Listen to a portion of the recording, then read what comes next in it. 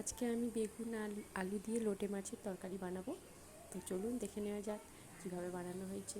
সাধারণ আমি নিজের মতো করে বানিয়েছি। একটা গরম কড়াতে তেল দিয়ে হালকা করে আলুটাকে ভেজে নেব। আলুগুলোকে নাড়াচাড়া করার পরে ধীরে ধীরে লাল হয়ে এলে এরই মধ্যে আমি হালকা তেলের উপরে আদা রসুন বাটাগুলোকে একটু ভেজে নেব।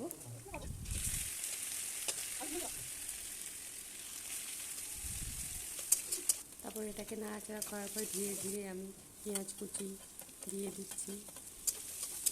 এটাকে নেড়ে হালকাভাবে নাড়ার পর আমি এর উপরেই ধোয়া ছিল যে মাখানো বেগুনগুলোকে দিয়ে দিলাম, হালকা করে নাড়াচাড়া করে নিলাম।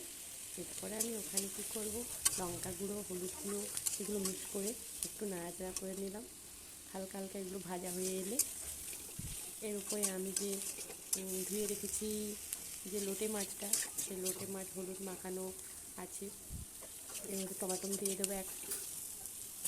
টমেটো দিয়ে হালকা হালকা সেদ্ধ হয়ে এলে আমি এবার ধীরে ধীরে ওটা নাড়াচাড়ার পরে ওর উপরে দিয়ে দিচ্ছি মাছগুলোকে।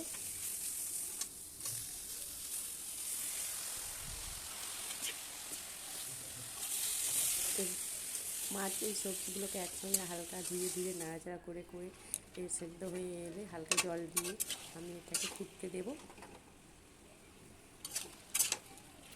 আস্তে আস্তে এগুলো নাড়তে হবে, কারণ এগুলো পুরোটাই ভেঙে একদম গুঁড়ো হয়ে যাবে। ধীরে ধীরে এবার জলগুলো দেখুন ফুটে বেরিয়ে আসছে। তো আমার এখানে সিদ্ধ ফুটো ভাব এসেই গেছে। আর কিছুক্ষণ বাদে আমি একটু গুঁড়ো মশলা দিয়ে নামিয়ে নিলাম। দেখুন আজকের রেসিপি কেমন লাগছে প্লিজ জানাবেন।